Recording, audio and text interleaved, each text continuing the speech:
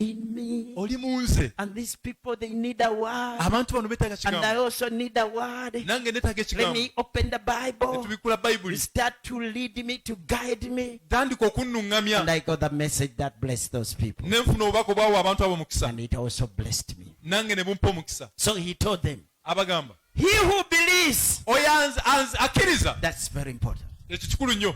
He who believes, Oyo akkiriza. if you have what you don't believe, Bw'oba olina ky'otakkiriza. it will not help you. Tekijja kuyamba.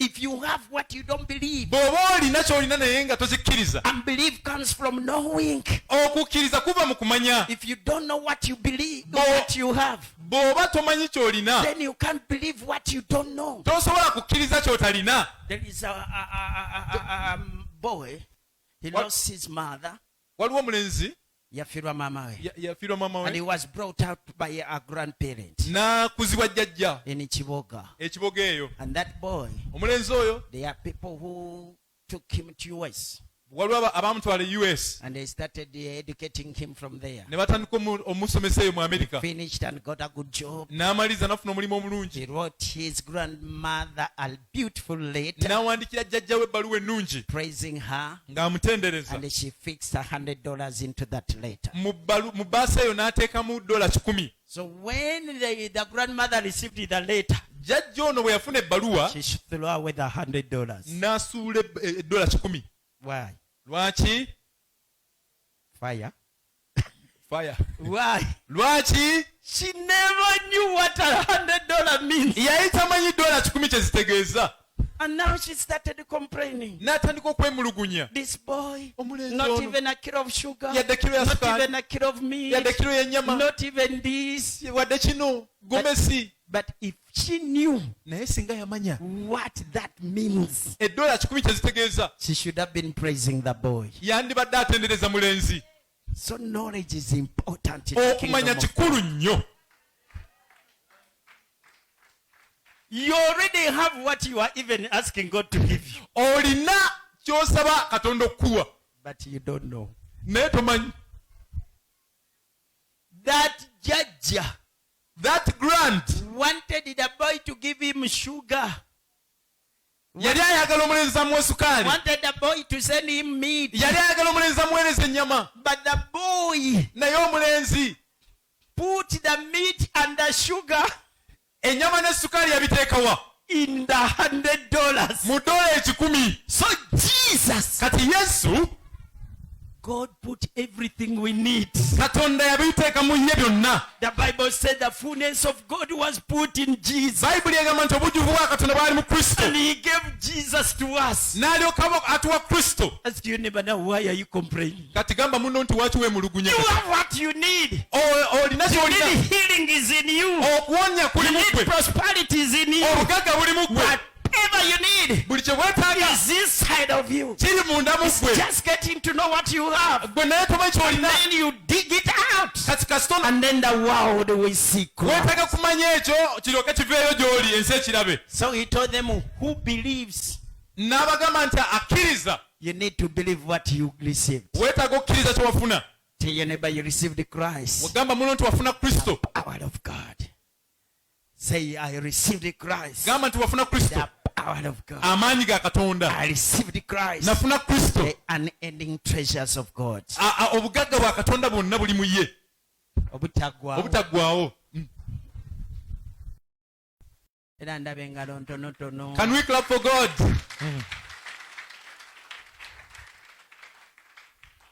The challenge I've discovered of recent, Okusomoza kwe nnaakazuula, we have preached a lot tubuulidde nnyo. and we have not told people what they have in them. Tetubuulidde bantu ki kye balina. One day we organized annual conference in our church. Mu kanisa yaffe tutegeka olukuŋŋaana olwa buli mwaka. There is a bishop who came from Kenya. He was an old man. Waliwo bishop eyava e Kenya nga musajja mukadde. He told me, Isaac, N'agamba Isaac, where do you get all these themes? bino ebintu bino obijja wa? He told me the Bible has only one theme. N'agamba nti Bayibuli erina omulamwa gumu gwokka. Christ. Kristo.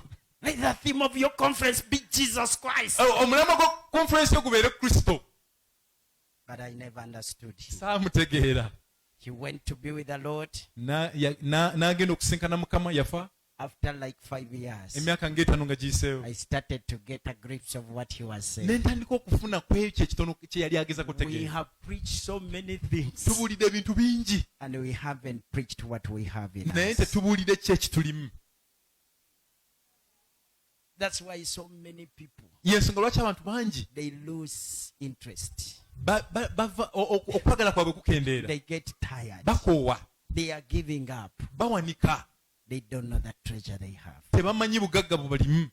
Jesus, Kristo when he was preaching, he said there is a rich man, agamba nti waliwo omusajja there is a omugagga, businessman, omusajja wa there bizinesi is also a farmer. mulimi. They discovered a treasure, Baazuula obugagga and they went and sold everything. n'agenda n'atunda n'atunda buli kintu kye They yalina, said, this is more valuable n'agamba nti kino kya muwendo nnyo than whatever we have. okusinga byonna bye tulina. So when I look at the church today, Bwe ntunuulira ekkanisa leero I see many people who are miserable. ndaba abantu abanakuwavu. Don't look into your neighbor's face. Tunula mu feesi ya muliraanwawo, I see many people who don't have hope. ndaba abantu abatalina ssuubi. I said, don't look into your neighbor's face. Tomutunuulira kati. I see people who are on the verge of quitting. Ndaba abantu abanaatera okubivaamu. I see people who are discouraged by what they hear on the television and on the radio. Ndaba abantu abamaliddwa amaanyi bye bawulira ku leediyo ba ku TV. And I say, oh God, Ne ŋŋamba Katonda I wange, wish these people could know what they have. singa abantu bano bamanyi kye balina.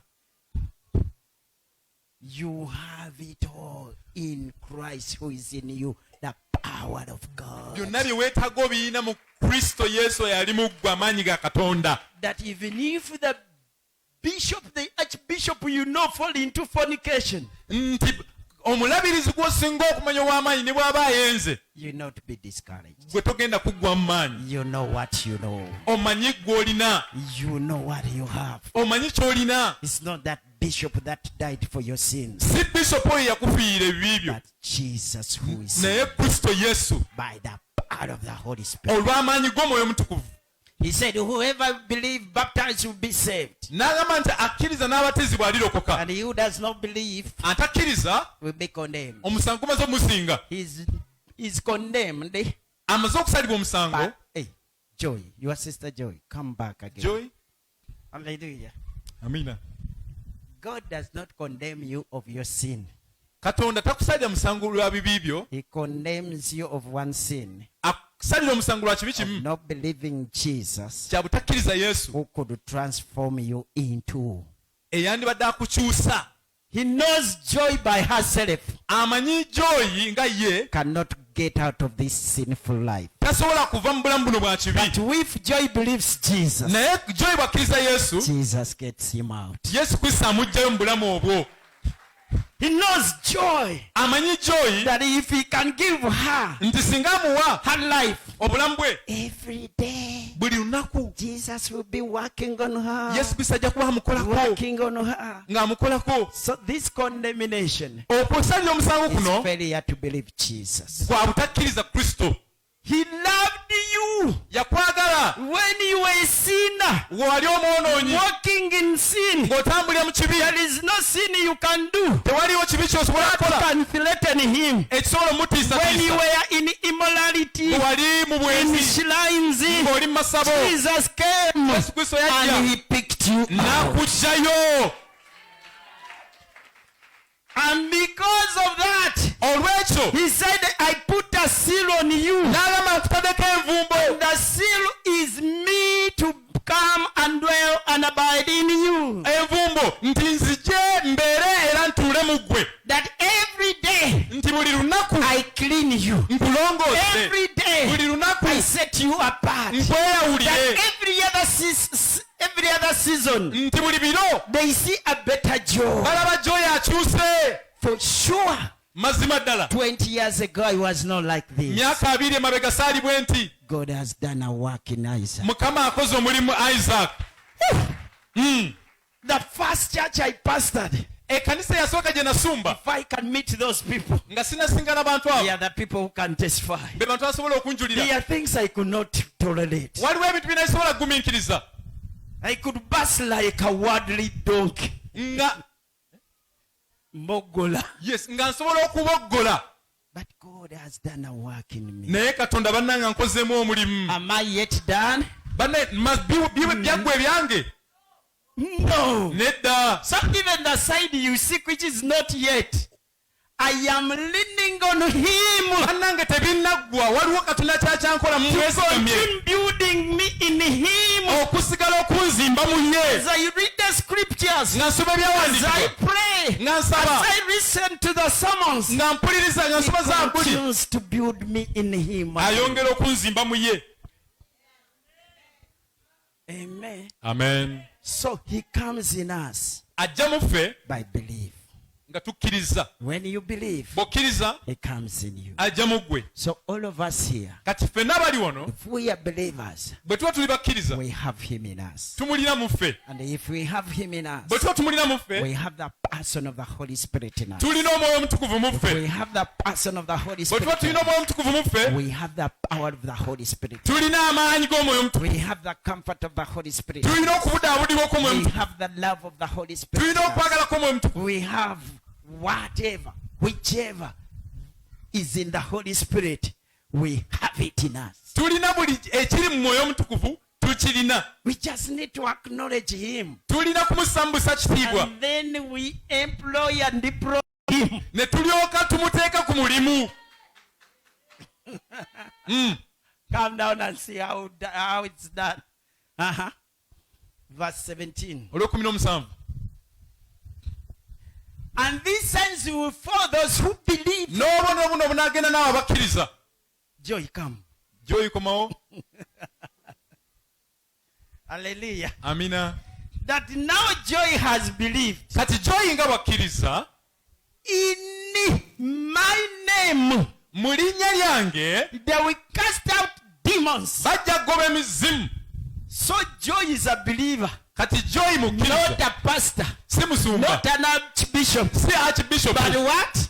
naye muki mukkiriza. Demons are not cast by pastors, emizimu tegigoba by basumba, apostles. batume. It is for every believer. gya kugoba eri buli mukkiriza. Because now you have the power that casts them out. kubanga amaanyi agakigoba gali mu ggwe. But if you don't believe it, naye you bw'otakikkiriza call the elder the pastor. ojja kuyita omusumba omukadde ajja kusabire. So now joy. kati If at school, at your neighbor, there is somebody attacked by demons, singa oli ku ssomero oba muliraanwawo emizimu ne gimulumba, you release your faith. ojjayo kukkiriza kwo. How do you release your faith? osumula Now kukkiriza I'm kwo. training you, I'm equipping you. nkwambaza kati maanyi. Amen. Nkwambaza. Sister, just come here. sista Yeah, jangu. come. Amen. amina. Now joy, you gy'oyi have your classmate. olina gw'osoma naye mu kiraasi She gets an attack. afunye okulumbibwa. You don't need to call the pastor. teweetaaga kuyita musumba That Jesus is in me. nti yesu ali mu Is the nze, Jesus in you. ye yesu ali mu The ggwe. power in me. amaanyi agali mu Is the nze, power in you. gemaanyi agali mu ggwe. Amen. You come. What's your name? Shalom. ogenda eri shalom, You go to Shalom. ogenda eri shalom In the name of Jesus. mu linnya lya yesu. Do you know why they say in the name? omanyi lwaki tugamba nti mu linnya? They are telling you are depending on that. bagamba nti okwo weesigamye. Huh? You are depending on that. weesigamye ku ekyo. If I come here in the name of the president, bwe nzija wano mu linnya lya I pulezidenti, am depending on the president. pulezidenti gwe I am neesigamye. speaking in the president's njogera ku lwa pulezidenti. capacity and ability and Bwe- influence bwe in njogera. whatever I Njogera. am standing in that office of the president. buli kyenjogera kyonna njogera ku lwa pulezidenti. You remember David? mujjukira dawudi? How did he approach Goliath? dawudi yamulumba atya? He was saying, I am not coming to you sijja gy'oli in my capacity, si maanyi gange, but I am coming to you naye nzija in gy'oli the capacity mu of buyinza the Almighty omwoyo God. katonda ayinza You byonna. cannot defile tosobola the kusomooza armies of Israel. eggye lya isirayiri. So our God katonda waffe is stronger than your God. w'amaanyi okukira katonda wammwe. So when joy is coming to Shalom, shalom Shalom, joyi bw'aba you yogera don't shalom come tajja in your age, tojja mu myaka gyo Don't come tajja in the number of years you have been in salvation. mu myaka gy'omaze mu bulokozi Don't come in the title you are holding. tojja mu bitiibwa by'olina You don't come because you are a girl. tojja kuba oli You muwala don't come because you are a daughter of a pastor. tojja kuba nga oli muwala wa You musumba don't come in the name of the church you pray from. tojja mu linnya lya kanisa You mw'osabira say, I come to you. naye ogamba nzijja In gy'oli the mu name linnya of him oli oyo who is in me. ali mu nze And you are releasing era the osumula power inside of you amaanyi mu to ggwe come against the power. okulumbagana amaanyi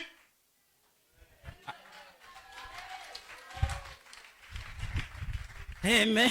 amen How many of you are connecting? bameka bakwatagana nange So when you go to pray for people, bw'ogenda osabira abantu don't look at yourself. teweetunuulira Look at him who is in you. tunuulira oyo ali mu ggwe Hallelujah. amina Like 5 years ago, myaka ng'etaano my emabega father got sick, very sick. taata wange yalwala And my young brother, baganda bange abato baganda bange abato muganda wange omuto he found him dead n'amusiŋŋana ng'afudde in a chair.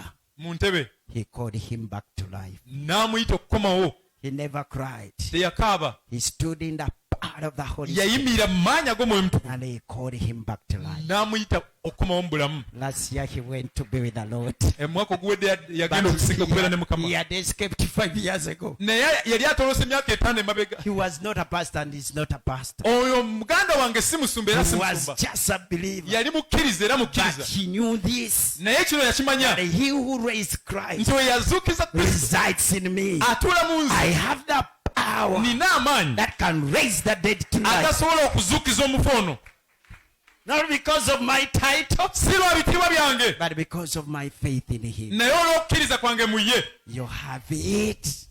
omulina I said you have it. oŋŋambye nti ogalina I said you have it. ŋŋambye nti ogalina When I stand on crusades, bwe nyimirira crusade when I stand on a pulpit, bwe nyimirira ku kituuti I see myself through him. neeraba mu ye When I stretch my hand like this, bwe nyimusa omukono I gwange see his hand stretched. ndaba mukono gwe gwe guyimusiddwa When I open my mouth, bwe nyimusa I akamwa see kange him opening his mouth. ndaba ye yayimusizza akamwa Then I see his power. ne flow. ndaba amaanyi ge Because I don't doubt it. kubanga sirina kubuusa My hand cannot reach you. omukono gwange But tegusobola his hand bakomako can reach naye you. omukono gwe gusobola My otuukayo power cannot heal amaanyi gange you. tegasobola bawonya But his power naye can heal. amaanyi ge gasobola So bawonya no matter the sickness, no matter the sickness, bulwadde ki I know he is the same yesterday, today. nze and manyiyo omujjo leero n'ennaku zonna So his power. kati ye alina amaanyi So gonna from today, okuva olwaleero don't fear totya to pray for anything. kusabira kintu I kyonna have seen God ndabye katonda healing cancer. ng'awonya I have kansa seen God ndabye katonda healing incurable disease. ng'awonya endwadde I ezitawona have seen God ndabye katonda transforming people's lives. ng'akyusa obulamu bw'abantu Because I know kubanga I mmanyi am his temple, nti ndi I am yeekalu ye his vessel, ndi kibya and kye he is with me. ali mu nze I don't doubt that. sirina kubuusabuusa ku ekyo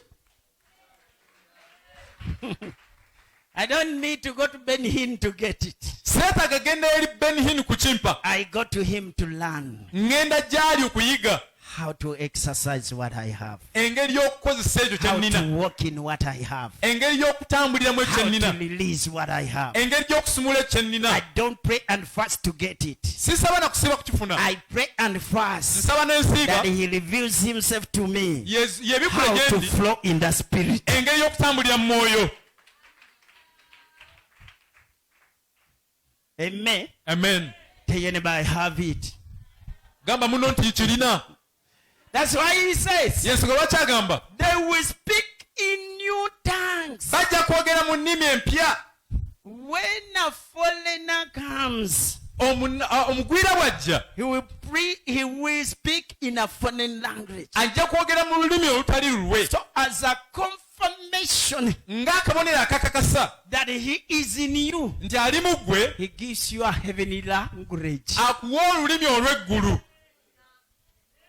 I tell you the Holy Spirit is a person and you are a person. nakugamba edda nti omwoyo mutukuvu muntu era nawe oli muntu So when he comes in you, kati bw'ajja mu ggwe it's like getting a husband who is a Korean or a Chinese. kiringa kufuna mwami nga mukoleyo oba mu china He will speak Chinese. ajja kwogera oluchina kyongoyi Even if you don't know, ne bw'oba tolumanyi that's the language he knows. olwo olulimi That's lwamanyi the language he has. olwo olulimi lwalina So ngwe when Jesus told them, yesu kristo yabagamba you go and wait. nti mugende When mulirire he came, bwe yajja they had to speak a foreign language balina okwogera olulimi olugwira that is burst in them olulimu olusalidde by mu bbo a foreign person that came in them. olw'omuntu ono ataali wa bulijjo yali azaliddwe mu bbo Ribosikataya, mandekositelele, zilebosikalala, ribositalala.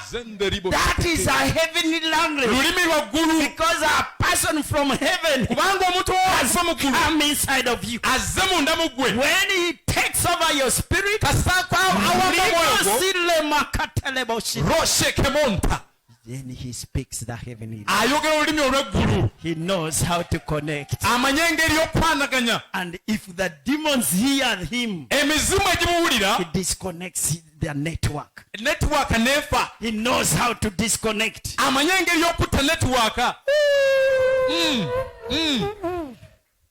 He knows how to do what? to disconnect amanye engeri y'okwawula If I take you now in the next 10 minutes and we speak in tongues, nga sinakutwala mu ddakiika eddala 10 eziddako okwogera mu nnimi you can see the manifestation of demons running. osobola ojja kulaba emizimu nga gidduka Without you even casting them, go! nga togigobe nagigoba nti genda They will hear zijja kuwulira confusion, disconnection, okwawula fire, omuliro and they will just start to run out. gitandike okudduka Why? lwaki Because the heaven is now speaking. kubanga eggulu lyeyogera And what comes from above controls what comes from below. kati ekyo kiva waggulu kifuga ekiva wansi Tell your neighbor you don't need to go in the waters to get power. gamba nti You tewetaaga have kugenda power maaso from okufuna amaanyi above. olina amaanyi okuva waggulu So that person you don't need to get into the waters. gamba muno nti tewetaaga You kugenda don't mu need to mazzi go to the dead, the grace. tewetaaga kugenda wansi We have power from above. tulina amaanyi okuva waggulu I said we have power from above. ngambye nti tulina amaanyi okuva waggulu Devil, gamba nti I Sitaani, have power from above. tulinafe amaanyi okuva eri katonda Power comes from below. bw'amaanyi gugava And magombe whatever comes from na above buli ekiva waggulu controls what is from below. kifuga ekiva I wansi cannot get the power of the Holy Spirit and then admire the powers of this world. sisobola kufuna amaanyi ga mwoyo omutukuvu ne neegomba amaanyi g'ensi I can't. nedda I can't. sisobola I cannot connect with the president and I fear the else. sisobola kukwatagana na pulezidenti ate erosi wano ne chairman ne mutya Even the IGP. ne igp I can't. sisobola mutya Because I'm connected with kubanga nze nina the enkwatagana ne highest pulezidenti man in the land. nina okukwatagana ne pulezidenti w'eggwanga So you are connected. kati naawe oli connected And you don't need even to give him a call. kaka teweetaaga mukubira bukubizi kasi He is just inside of you. ali munda mu ggwe And when situation tries to change, embeera bw'ekyuka you just hear kandene mokota yalala. Kande makatselelebo. You just hear thanks coming out otandika of you. butandisi kuzoogera Bosika baba. You may be walking. osobola You okuba may be otambula driving. osobola okuba You may ovuga be at home. Oba oli awo You oli may waka. be in a dream. Oba oli mu And kirooto. it starts kunde n'oli makataya. musheteke Because he mazita has seen an attack. kubanga olabye He has seen okufumbibwa a situation alabye embeera above you. ng'ekusukulumye Iribosikalalalala. One day we are coming from a mission in Kasese. lumu twali tuva ku mission e Kasese And we are talking, you see young people. nga but then twogera we are amanya young. nga twogera The people we are sitting behind. abantu abayotse One mabega started worship. ne batandika And okusinza others joined. abantu ne And then beeguddeko they all started praying in tongues. bonna ne batandika okwogera mu nnimi After like 10 kilometers, nga kilomita 10 nga we ziyisiyo found an accident. ne tusinga na accident And we had put the dead bodies there. emirambo nga bagitadde awo ku mabbali And the person who started worship, omuntu yatandika he okusinza said, I saw that net trap was laid for us. n'agamba nti nalabye okutayizibwa kwabadde Then kwaffe I started praying in tongues. ne tutandika okwogera mu nnimi But you people, you were talking all garbages. naye nga mwe muli mu kasasiro yenna Then kwogera finally the whole car naye we emmotoka yonna started praying in tongues. nemala nenkwata omuliro netandika ennimi We never knew what we are attacking. Tetwamanya tetulumba. So sometimes Olumu. you don't need to know. When you are walking and you hear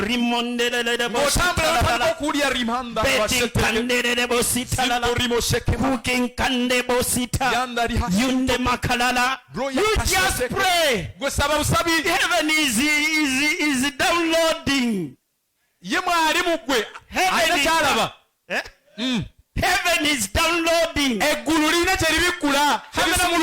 You have ever felt praying in tongues without knowing why? Has it ever happened on you? Sometimes even when you are sleeping, you just wake up.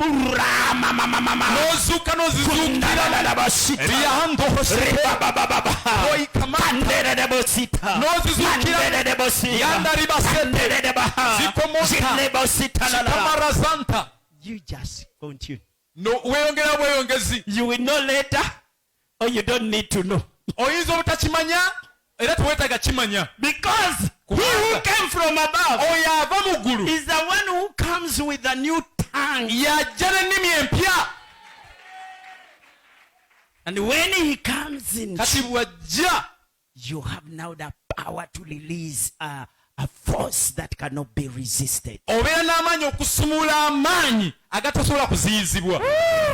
I have the power. Come on, say, I have the power inside of me that cannot be resisted. I have the power of Christ in me. I have the power of the Holy Spirit in me. In the name of Jesus, I am unstoppable. I am unresistible. For the power inside of me is from above. It cannot be resisted by the power from this world. The power we have makes us more than victors, more than conquerors. The power from above makes us people who are undefeatable. The power from above makes us people who go far above and beyond where others cannot go. The power from above makes the devil free.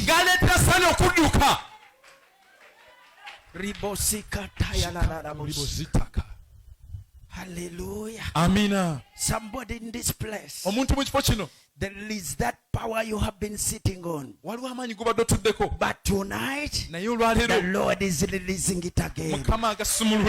Don't quench the spirit you were sealed with. Don't quench the power you have inside of you. You have a special capacity inside of you that can bring matches and matches to salvation. You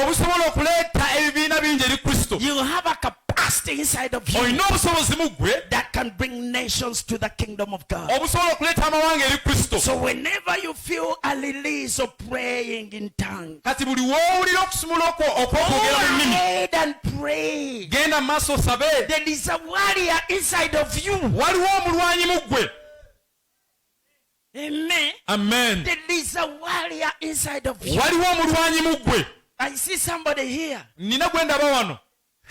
I don't know whether you people can understand it. Like as you see the lines of electricity, that is power. The devil lays his traps, but you have the capacity to fly in the spirit as you pray and dislodge those powers, dislodge those plans, dislodge those traps, dislodge those snares. And then the people see light coming forth. One of our members, towards the end of last year, they shifted to a new place. And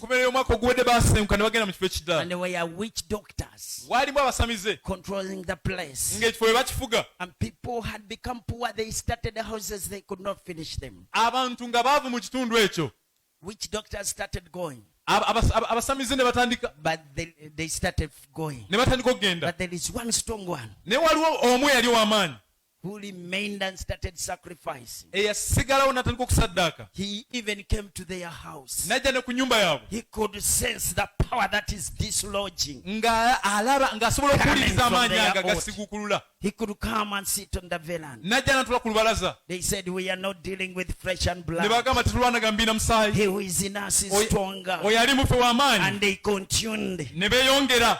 She told me yaŋŋamba that a Muslim woman came to her. omukyala musiraamu yajja Said, gy'ali you people, thank you for coming to our village. n'amugamba nti mwebale kujja mu kitundu You kino. see how now the buildings are coming up mulaba again. ebizimbe bitandise There is okusituka. life now that is coming back waliwo again. obulamu kati obujja mu kitundu. And she told her, n'amugamba you are remaining with one. nti musigazaayo omu. That one goes. oyo bw'anaagenda We shall all get saved. ffenna tujja kulokoka. So you people, mwe abantu there is a giant inside of you. waliwo ow'amaanyi ali mu mmwe. There is a giant you are harboring. waliwo omunene ali mu mmwe. You a warrior. oli muzira oli mulwanyi. Ribosika ya labosi. shikemontaribazita. There is a power that the worldly power cannot resist. waliwo amaanyi ag'ensi gatasobola kuziyiza. That you can dislodge agasobola okusigukulula all the networks of the evil one. netiwaaka z'omubi zonna. Bring development in a region. enkulaakulana nejja mu kitundu. Bring salvation in the region. obulokozi ne bujja mu kitundu. You don't need to look for another power. teweetaaga maanyi malala. Just acknowledge what is inside of you. bwesaamu kitiibwa okkiriza ekyo And kikulu. you tap into that power. olyoka oyingire okiyingiremu. Rise up. amaanyi ago lyoke gaveeyo. And then the nations will sing a new song. amawanga ganayimba oluyimba olujja. You have it. ogalina.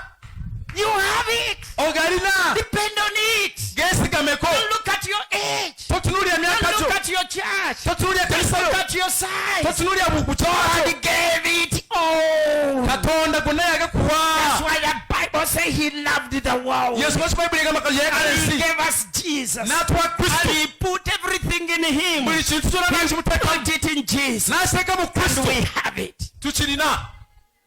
You have it. okirina. You have it. okirina. You have it. ogalina. Say, I have it. gamba nti ngalina. Come on, say, I have it. ngalina. My brother, just guard that camera. I want to get that person out. Just guard it. Just stand. njagala ogikuume Just bulungi lift up kamera. your hands. wanika omukono gwo. Say, in the name of Jesus, gamba mu linnya lya yesu. I have nina incredible power. amaanyi ago amazira. That awesome power amaanyi agatagambika. that can bring salvation, agasobola okuleeta obulokozi. deliverance, okufunula. healing to the okuwona. nations of the world, eri amawanga to mu the nsi. cities of the world, ebibuga mu nsi. to the village of the world. ebyalo mu nsi. For he who is in me kubanga oyo ali mu nsi. is stronger, w'amaanyi. is more powerful, w'amaanyi is okukira. more awesome. w'amaanyi In okukira. the name of Jesus, mu linnya lya he yesu. releases oyo a asumula. heavenly language olulimi which olw'eggulu. the devil cannot understand. kandi lwatayinza kutegeera. He dislodges and he breaks ajjewo and he amenye. destroys the azizikirize. network of the evil. netiwaaka y'omulabe. My nation, mu mawanga. my village, mu byalo and byange. my city mu kibuga see kyange. the light of Christ. ekitagala kya And kristo they kirabikibwe. start to develop. tewaliwo kirayimira. Because he who is in kubanga me yali mu nze. is stronger than w'amaanyi. he oyo who is kusinga. holding the city. oyo ali mu He is bibuga. stronger w'amaanyi. than he okukira who oyo. is holding the village. akutte He is ekyalo. stronger w'amaanyi. than he okusinga who oyo. is sitting on a mountain. atudde ku He is lusozi. stronger w'amaanyi. than he who okusinga. is sitting on the water. oyo atudde He is pasi. stronger w'amaanyi. than he okusinga oyo. who is sitting atudde the destinies mu of magenda gaffe. families, magenda ga the famire. destinies magenda of nations. ag'amawanga. Don't clap, don't clap, don't clap, don't clap. tokuba. There are 6 people here. waliwo abantu mukaaga wano. The power inside of you amaanyi mu ggwe. is so strong, g'amaanyi nnyo. so awesome, ga so buzima g'amaanyi. powerful. g'amaanyi tegagambika. You could acknowledge it. bw'osinga ogasaba You ekitiibwa. will cause people to see the light of God. onooleetera abantu okulaba ekitangala kya kristo. You cause people to come to Christ. ogenda kuleeta abantu okujja e kristo. The Lord is releasing it. katonda gasumulula. You will nnimi that will unload ezinaasikukula heavenly beings ebitonde eby'omu ggulu to move. bitambule.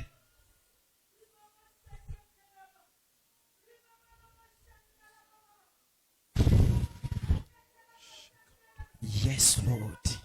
Yes, Mukama. Yes, Jesus. Weewaawo Yesu. I see somebody, you are like busting it out. ndaba omuntu olinga ayagala okwabika okufulumya amaanyi You are giving it out. ogafulumya You are releasing it out. ogasumulula okufuluma Don't keep quiet. tosirika Something is coming out of you. waliwo ekikuvaamu That is supernatural, awesome power. eky'obwakatonda ekitali kya bulijjo The power of God inside of you amaanyi ga katonda mu ggwe is coming out. gavaayo mu ggwe As you gafuluma pray in a new tongue, tandika okwogera ennimi the empya Lord is taking over your spirit, okatonda kwafuga your obwongo soul, taking over your tongue. afuga ennimi zo As you release your tongue, nga tandika osumula olulimi the lwo power is coming out of amaanyi you. gakufuluma The power is coming out of you. amaanyi gakufulumamu Power is coming out of you. amaanyi gakufulumamu Power is coming out of you. amaanyi gakufulumamu The power is coming out of you. amaanyi gakufulumamu The power is coming out of you. amaanyi gakufulumamu Power is coming out of you. amaanyi gakufulumamu Power is coming out of you. amaanyi gakufulumamu Shakalebo sita la la la. Torimo haya Ribo sika yende kosita ya. Mande kosika ya lebo sita ya. marazante ribabashita. Brozente rimashitaka. Brondere mamashiteke marazantaka. Somebody, waliwo omuntu you are like in the labor ward. olinga ali mu zzaaliro Release it in the name of Jesus. gasumulule mu linnya lya yesu I shall release it in the name of Jesus. gasumulule mu linnya lya I yesu shall release it in the name of gamba Jesus. gasumulule mu linnya lya yesu Release it in the name of Jesus. gasumulule mu linnya lya yesu Let it come out. Give birth to it. gwe gasumulule Release it. gasumulule The power inside of you. amaanyi agali mu gwe Let it come out. agafulume Let it be birthed out. gafulume Let it open up. tandika okugula Let akamaako the liver of healing, a liver of miracles, okuwona a okw'obulamu liver of signs, okuwona a okw'obulamu livers of wonders. obulamu Let obw'okwewonya it come forth kakufulume in the name of mu Jesus. linnya lya yesu That the power that have been holding you amaanyi agabadde kutte cannot hold you any longer. tegakyayinza kukwata nate Shalabababa sitalalalaha. Kamazanta ribaba. Kanto shika ribabazantaka. Shalebo sitalalalaha. Marazanta rabababa. Gunderebo sitalalalaha. Yampente shiteraha zintori Zilebo mo. sitalalalaha. Azintori ha Zile shiteri mama sitalalalaha. Zentori mo Zilebo sikababaha. Kayamantori Zile bababaha. Zikamantori Zikataya nderebo sitalalalaha. Aronde hashira Ribababaha. Rienderebo sita. Zile mamaha. Nderebo sitalalalaha. Zindenemo sikababaha. If you can pray. bw'oba osobola osabasaba Nderebo sitalalalaha. yogera ennimi Zikababaha. yakamando Rilema karahaya. Zilebo sikalala. Rimakaze dendebo sitalala. Zilebo bobo sitalala. Ribo bobo sitalala. Ribo bobo sitalala. Zilelelebo sikambaba. Rile. Rikasala. Malebo sita. Zelebo kaya. Zilemo sataya. Ribo sikala. Rialala. Riakoze. Malebo sita. Rise up again. That you see the glory. You see the light of God. Rise up again. And walk in the power of God. Rise up again. And you walk in the glory of God. Rise up again. Rise up again. And you see God is power manifesting in your life. You see God is power working in your life. You see God is power flowing in your life. Shaka babaha. Linda la la bosita. Zakala la bosita. Let me finish up now. Go back to Mark. ddayo mu Makko I am establishing the truth ndi mu kubikula of mazima his power that resides in us. Agamanyi gagali muffe.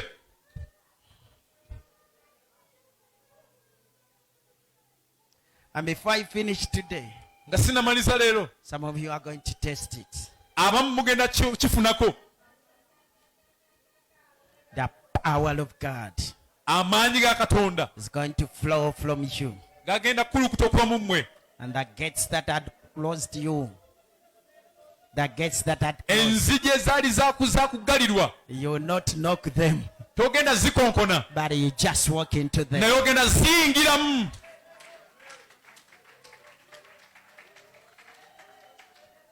There is a sensor inside of you that is so supernatural that you just come close to your door and it has to open. That is the power you have inside of you. You have it. You have it. Whatever place you have to go to, whatever position you have to enter, the power inside of you is more than enough to usher you there. I said the power inside of you is supreme. It is far beyond the power that has been resisting you. So you have to go in. I said you have to go in. I said you have to go in. There is somebody here. You have to go in. Like as Peter was taken out of the prison, the angel carried the power that could open doors before he reaches the door. If the angel could carry that power, what about the Christ we have in us? He carries a strong power, and we are blessed we have the power. So you are unstoppable. Today I come to you in the name of Jesus, the power of the Holy Spirit, that every door they had denied you to enter, I now call you forth, that go and enter it.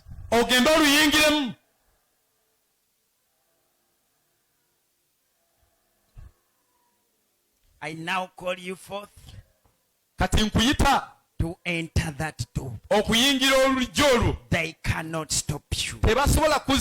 They cannot deny you. They cannot hinder you. There is a power that is above that. I said there is a power above that power. And that is the power of Christ inside of you. As we depend on it, as we rely on it, they cannot be stopped. Come, we finish now. Verse 18, 19, we get done. I'm trying to show you some of the effects. Amen. Amina. He says, and they will take up serpents. Serpents, oh, those are forms of the evil one. But it will not harm you. It will not destroy you. That's why I told you what destroys others cannot destroy you. You are a supernatural person now. I got cancer when I had just given my life to the Lord. It killed my mother. It's now 15 years. But I'm healthy.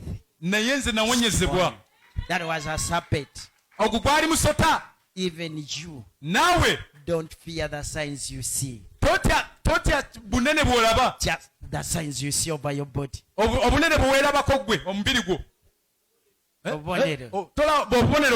You just speak to it in the power of the Holy Spirit. I will not die of AIDS. I am a supernatural person. I have the blood of Jesus in me. I have the power of God in me. Why do you look for what you don't have and yet you are despising what you have? Say, I have the power of God in me. The blood of Jesus. I have the name of Jesus. I can't die of cancer. Die of AIDS. I cannot die. Amen. So whatever serpent, whatever evil, it's not your portion. Jesus brought life, not death. And he who is in you is life, not death.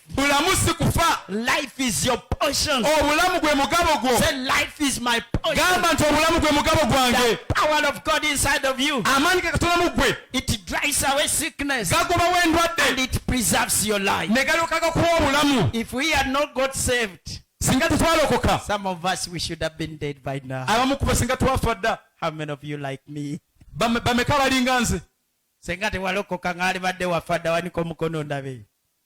What has preserved you? That Christ in you, that power inside of you, the blood of Jesus, the word you feed on every day, it has preserved you. Amen. One day, I went on a function to preach. Politicians spoke, whatever. And I stood up and preached. And the politician asked, where do you get all those words you speak in a second? I told him, I am connected to a supernatural power. I am wired up with a heavenly wiring. Once I open my mouth, I am opening up that supernatural power. I can speak 100 words in a second. Why? What? I lean on that power. They will drink anything deadly. But do not harm them. They will lay their hands on the sick. They will recover. Oh, these are not apostles. Oh, these are not bishops. Oh, these are not what? They are what? Doctors. Oh, these are what? When I came here, I read this vision. Equipping you believers. It's not the pastor, the bishops. You lay your hands in the name of Jesus, and by saying in the name of Jesus, you are connecting to the power of Jesus, and you are transferring the power of Jesus to the sick person to receive healing. And when he said, I was healed, he said, Jesus. Who heals you? Jesus. Yes. I just connected. Amen. Like as you can switch on electricity, and the machines just comes on. And the machines. Without electricity, they can't function. So you are wired in your new nature with a supernatural power. Say, I am wired in my nature with a supernatural power. Amen. So when we pray, we just switch on. kati bwe tusaba tubanga abataddeko switch. When we call in his name, we just tap into. Bwe tuba twogera ku linnya lye tuba tugayingira mu buyingizi. And then we see the works of Christ. Ne tulaba emirimu gya Kristo. And say, thank you, Jesus. Weebale Yesu. Thank you, Holy Spirit. Weebale Omwoyo Mutukuvu. Thank you, have done it. Weebale okukikoze. I have had people testify. Mpulira abantu nga bajulira. But God has done as I preach. Nti Mukama akoze nga mbulira. And I wonder how God does miracles. Ne neewuunya Katonda engeri gy'akola ebyamagero. And what is that? Kyekyo. I believe nzikiriza in the supernatural I'm operating in. Mu butali bwa buntu obwo bwenkolera. I am not a natural man. Siri muntu wa bulijjo. I don't preach as a natural person. Sibulyanga muntu wa bulijjo. I'm not a religious man. Siri munnaddiini. I'm a supernatural person. Ndi muntu atali wa bulijjo. I'm connected and wired supernatural. Nze nkwataganye era ndi wired n'obutali bwa bulijjo. Come down very fast. Kirira wansi. I wanted to pray. So then after the Lord had spoken to them, Mukama nga maze okwogera nabo. then he was received in heaven. N'agenda mu ggulu. And he sat down on the right hand of the N'atuula ku Father. mukono ogwa ddyo ogwa Katonda. He had finished his task. Yali amaliriza omulimu gwe. And come again and see. Namulala beera. Come down. Kirira wansi. And they went out Ne bagenda. and preached everywhere. Ne babuulira buli wantu. And the Lord who is seated on the right hand of the Father Oli Mukama atudde ku mukono ogwa Katonda. is now working with them. Kakati akola nabo. Kikubira engalo. Do you get the what I'm trying to drive to? Ofuna kyengezaako okutuukako. That when he died, Nti bwe yafa. he died to give us victory. Yafa kutuwa buwanguzi. He died to share his life with us. Yafa kugabana bulamu bwe naffe. Before he died, Nga tannafa. there was no way he could share his life with us. Obulamu bwe yali tasobola bugabana naffe. That's why he said, Y'ensonga lwaki agamba. unless you put a seed in the ground and it dies, Nti okujja ng'otadde ensigo mu ttaka n'efa. it can no more multiply. Tesobola kwekubaganyamu. He had to die Yalina okufa. in order to multiply. Okusobola okwekubaganyamu. Now he is in him. Kakati ali mu He ye. is in me. Ali mu nze. He is in you. Ali mu ggwe. Amen. Amina. So now he Kakati works in me. akola mu He nze. works in you. Akola mu He ggwe. works with me. Akola nange. He works with you. Akola He naawe. works with me. Akola nange. He works with you. Akola naawe. You see now he has multiplied himself Olaba engeri gye yeekubaganyizaamu. through death. Okuyita mu kufa. Now he went out of his body N'ava mu mubiri that gwe. he may come in us. Kati alyoka ajje mu ffe. The same Jesus Yesu Kristo y'omu. in the same power, Mu maanyi ge in gamu. the same anointing, Mu mafuta ge in the gamu. same glory Mu kitiibwa kye kimu. is the one who is in us. Y'omu ali mu ffe. Amina. It's only that he manifests different. Ekiriwo ekyenjawulo nti yeeraga mu ngeri ya njawulo. To some he manifests as a teacher, Eri abalala yeeraga nga to musomesa. others as a prophet, Abalala nga nabbi. to others as a miracle worker, Abalala ng'akola ebyamagero. to others a healer, Eri abalala ng'omuwonya. others as a worshiper. Abalala ng'omusinza. But the same Christ, Naye Kristo y'omu. the same power, Amaanyi ge gamu. the anointed is in us. Amafuta gali mu ffe. The glory of God is in us. Ekitiibwa kya Kristo kiri mu The ffe. power of God is in us. Amaanyi ge Katonda gali mu ffe. So if you don't establish the truth, Kati bw'otategeera mazima. you will seek for what you have. Ojja kunoonya ky'olina. If you have a wrong belief, Bw'oba n'enzikiriza you enkyamu. never get a right result. Tosobola kufuna ebivaamu birungi. He who resurrected Christ, Oyo yazuukiza Kristo mu he bafu. is in you. Ali mu ggwe. So these people believed it. Kati abantu bano They bakkiriza. said he told us, Ne bagamba yatuyita. go to the world. Tugende mu nsi. They went to the world. Ne bagenda mu nsi. And as they were Bwe preaching, baali babuulira. they saw the Lord working. Ne balaba Mukama ng'akola. Chibakolera. Yes. They saw the Lord who is seated on the right hand of the Father. Ne balaba Mukama ali mu mukono gwa ddyo gwa Now Katonda. working with them. Kati ng'akola nabo. And signs and miracles. Ebyamagero The n'ebyewuunyisa. wonders of God. Ebyewuunyisa bya Katonda. As they were in Galilee Nga bali mu Galiraaya. with Jesus in his physical body. Mu Yesu Kristo mu mubiri And gwe. now happening Kaakati kibaawo. with Jesus Ne Yesu. in the physical body Mu of mubiri. Peter. Ogw'amaanyi ge. In the physical body of Peter. Mu mubiri gwa Peetero. Mukitegeera. Yep. As the of Jesus nga kitaawe wa Kristo was working through Jesus, bwe yali akolera mu Kristo as the father of Jesus nga kitaawe wa Kristo was working through the body of Jesus, bwe yali akolera mu mubiri gwa Kristo now kaakano he said, you go. agamba mugende. And now Peter Kati Peetero was a vessel kyali kibya carrying Jesus ekyetise Yesu by the Holy Spirit olw'Omwoyo Omutukuvu and the same miracles. era ebyamagero bye bimu He's a soul. Yesu Kristo yalaba Father doing through him. Katonda ng'akola mu Now ye they are happening kaakano bibaawo through the physical body of Peter. okuyita mubiri gwa Peetero. So we conclude and say, bwetu tumaliza tugamba we are the temple of God. tuli yeekaalu ya Katonda.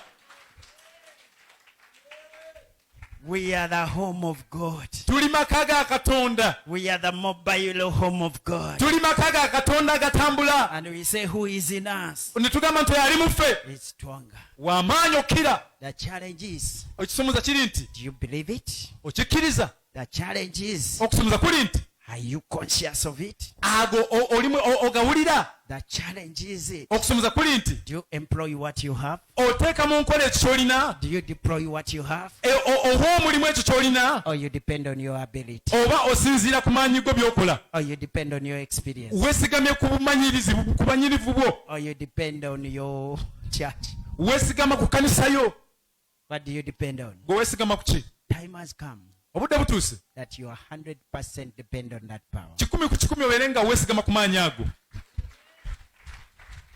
And you see great things happening. Ogenda kulaba eby'amaanyi nga bibaawo. God is going to surprise you. Katonda agenda kwewuunyisa. Let somebody remove this for me. Katuggyewo obutuuti buno.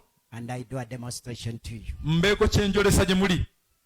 Amen. Amiina. I am not going to get out of here. Sigenda kuva wano. But the power of God Naye amaanyi ga Katonda is going to draw somebody from there. gagenda kubaako kugasika okuva eyo. And you come here. Gajja kuleeta wano. And the same thing you're going to see. Ekyo kyennyini ky'ogenda okulaba. It is the same thing Kye kintu kyennyini. you can see as well on your crusades. Naye ky'osobola okulaba ku crusade zo. It is the same thing Kye kintu kyennyini. you can see as well Ky'osobola okulaba when you go to the hospital. ng'ogenze malwaliro. You see the power of God N'olaba amaanyi ga Katonda. lifting people from the sick bed Gasitula abantu okuva ku bitanda and byabwe. they walk again. Ne batambula. It all comes back Kikomawo to believing what you have. kukkiriza ekyo ky'olina. That I don't doubt it. Nti sikibuusabuusa. I speak this Njogera kino without doubting nga sibuusabuusa mu nze. that the power inside of me, Naye amaanyi mu nze it goes beyond those walls. gasukuluma ebisenge ebyo.